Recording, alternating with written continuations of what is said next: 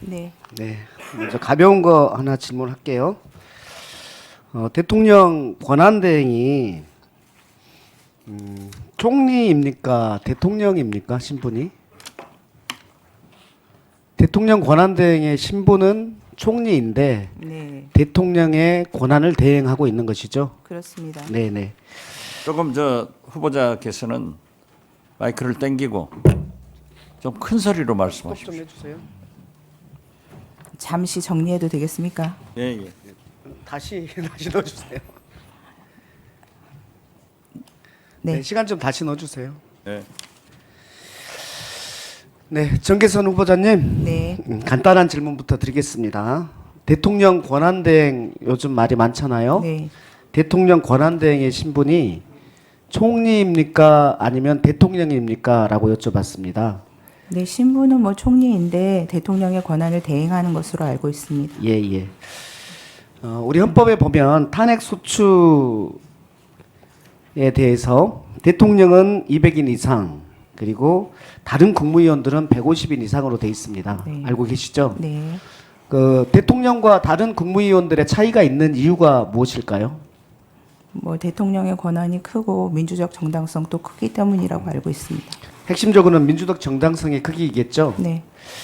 그러면 이 부분과 관련해서 지금 그럴 일이 없었으면 좋겠는데 지금 언론에서 계속 나오고 있습니다. 대통령 권한대행과 관련해서 만약에 탄핵을 한다면 200명이냐 200명의 그 표를 얻어야 되냐 150명이 얻어야 되냐와 관련해서 헌법적으로는 어떻게 생각하십니까? 저도 그런 기사를 보았습니다. 근데 그 저희 헌정사에서 마주한 바 없는 문제이기 때문에 아마 학계에서는 아직 그 학설이 정립된 바는 없는 것으로 알고 있습니다. 그래서 제가 느끼기에는 그 어떤 정치적 입장에 따라서 200명이다 아니면 150명이다 이렇게 말씀하시는 것으로 알고 있는데 저도 처음 겪는 문제고 연구가 부족해가지고 어느 부분이 맞을지 잘 알지는 못하겠습니다. 게다가 만약에 그런 일이 없었으면 좋겠지만 그렇게 된다면은 이후에 또 제가 청문회를 거쳐서 헌법재판관이 된다면은 또 마주하게 될 쟁점이 아닐까 싶어서 그 부분에서도 제가 섣부른 생각을 말씀드리기가 조금 어렵습니다. 네, 조심스러운 상황에 대해서 이해하고요. 다만 민주적 정당성의 크기 때문에 소추 요건이 다르다는 지점과 그다음에 총리의 신분이지만 대통령의 업무를 대행할 뿐이다라는 부분은 그대로 받아들이겠습니다. 네. 네. 우리 정계순 후보자님 김학의 검사장 사건 아시죠? 압니다. 네. 별장 성접대 사건, 뇌물죄 사건의 1심 재판장을 하셨어요. 네. 그 결과는 알고 계시죠? 알고 있습니다. 예, 예. 이 사건 국민들이 알아보기 쉽게 건설업자인 윤중천이 김학의 검사장에게 성접대를 하고 그 여성에 대해서 윤중천이 가지고 있는 채무를 면제에게 주게 한 사건, 이런 사건이죠. 네. 그래서 윤중천이 김학의 검사장이 했던 이 성접대와 관련된 뇌물죄에 대해서는 공소시효 10년이 넘었다고 해서 면소를 했고, 예. 그리고 채무 면제와 관련해서는 증거 불충분이라고 무죄하신 사건이죠. 네, 맞습니다. 네네. 이 사건이 언제적 사건인지 아십니까? 이게 13년 네, 사건입니다. 2013년에 있었던 사건인데 재판하셨던 때는 언제입니까? 2019년이나 네, 2019년이죠. 그래서 2013년에 이 사건에 대해서 검찰에서 두 번이나 무혐의를 했었던 사건이고 2019년에야 기소됐었던 사건입니다. 그러니까 성접대가 있었던 이후부터 10년이 지나서야 사건은 밝혀졌는데 10년이 지나서야 기소된 사건이고 결국 10년이 넘었다는 이유 때문에 면소 판결을 받은 사건이에요. 그 사건과 관련해서는. 여기에 대해서 윤중천 재판부는 면소 판결하면서 이렇게 말을 합니다. 2013년에 검찰이 적절히 공소권을 행사했다면 윤 씨는 뇌물공여죄로 법정에 섰을 것이다. 이렇게 하면서 면소 판결을 해요. 그러면 이 뇌물죄의 피로적 공범 사건인 김학의도 2013년에 재판에 섰었어야 되는 사건이죠. 그렇게 생각합니다. 네. 그래서 후배자께서 제가 1심 판결문을 보니까 1심 판결문에서 각주를 다셨더라고요. 각주를 달아가지고 별장 성접대 사건 그 동영상 속에 나온 인물이 김학의가 맞다라는 확인을 하셨더라고요. 네. 왜 맞습니다. 그랬는지 말씀해 주실 수 있습니까?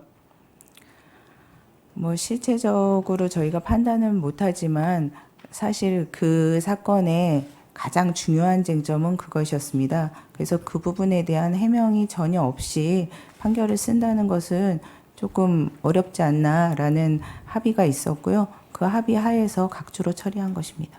가장 중요한 부분에 대해서는 확인을 하셨다라는 말씀이고 그러면 저는 영상 속 인물이 김학이라는 것을 판결문에 적시하시면서 이것을 검찰이 2번이나 무혐의한 그래서 10년이 지나서야 기소를 한 그래서 공소시효로 면소 판결을 한 검찰에 대한 비판이 우회적이라고 있다고 보는데 어떻습니까?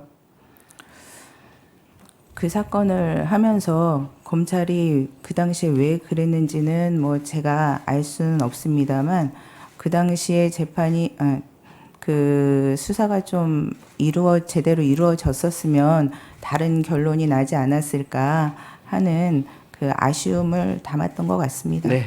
그런데 이 사건이 도중에 어떻게 흘러갔냐면요. 김학의를 2번이나 봐준 검찰은 어떤 책임도 지지 않았습니다. 이분들 최초 수사했던 검사들도 불기소 특수 직무유기에 대해서 불기소가 됐고요. 오히려 출국에서 도피하려는 김학의를 막으려고 했던 사람들이 기소됐던 굉장히 웃긴 사건이 됐었는데 알고 계시죠? 알고 있습니다. 네, 그분들 무죄 받은 거 알고 계시죠? 알고 있습니다. 예, 그래서 제가 여쭤보고 싶은 게 뭐냐면 이렇게 잘못을 해도 처벌받지 않은 검찰 그리고 책임지지 않는 검찰 이 부분에 대해서 헌재에서는 무엇을 할 수 있습니까? 헌재에서는 뭐 제가 법원에도 오래 있었지만 법원이나 헌법재판소는 선제적으로 어떤 것을 할 수 있는 기관은 아니고 사건이 들어왔을 때 올바로 판단하는 좋습니다. 기관이라고 사건이 생각합니다. 들어오면 판단할 텐데 예. 검사 탄핵에 대한 사건이 들어왔을 때 네. 제가 여쭤볼 텐데요. 1분만 더 주십시오. 예. 그 최근에 서울시 공무원 간첩 조작 사건 유우성 사건 알죠? 알고 이 있습니다. 사건과 관련해서 모 검사가 대법원에서 공소권 남용이다라는 판결문에 적시된 내용이 있었습니다. 네. 대법원이 공소권 남용했다 검사가. 그런데 헌재에서 어떻게 판결을 했냐면 재판관 3인은 어떤 위법성도 없는 완전히 정당한 행위다라고 3명은 판단했고 2명은 위법하긴 한데 파면할 정도로 중대한 것은 아니다라고 해서 5명이 기각 의견을 내서 기각됐습니다. 어떻게 생각하십니까?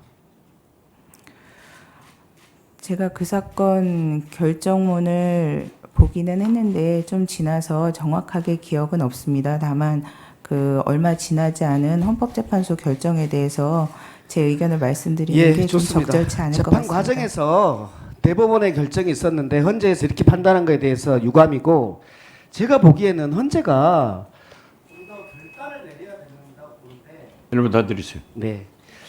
헌재가 헌법질서 수호, 국민 기본권 보호를 위해서 적극적이고 과감한 결단을 해야 되는데 매우 아쉬운 판결이었다라고 봅니다. 아까 이 사건을 쭉 보셨다시피 그리고 후보자께서 이 사건을 해왔던 경험에 비춰봤을 때 이 사건에서의 문제점이 그렇게 드러나지 않습니까? 10년이 지나서야 기소가 됐고 그 전에 판사님들은 그 전에 기소됐었다라면 이 부분에 대해서는 법정에 섰을 것이다 라고 그리고 그 동영상 속의 인물이 김학이다라는 것까지 각주에까지 설치할 정도로 그렇게 하셨는데 그럼에도 불구하고 그 검사들은 아무런 처벌을 받지 않고 이런 상태 이것이 권력 분립의 원칙이라든지 헌법 수호의 원리에서 맞는지에 대해서 저는 말씀드리는 거고 이것과 관련해서 만약 후보자가 되신다면 좀 과감한 결단이 필요하다 생각하는데 어떻게 말씀드려도 될까요? 네, 말씀하세요. 네. 뭐 사건이 들어온다면 잘 검토해서 고민해 보겠습니다. 고민할 가치가 있는 문제라고 생각합니다. 정기선 후보자, 네.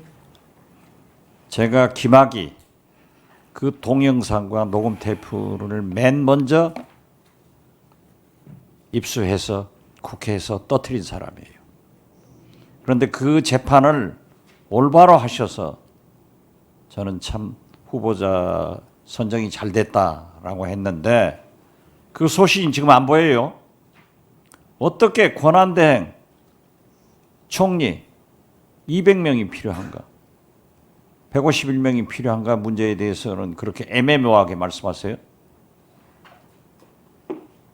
다시 똑똑히 한번 얘기해 보세요. 한덕수 권한대행을 만약 탄핵했을 때 국무총리 탄핵 아니에요. 그러면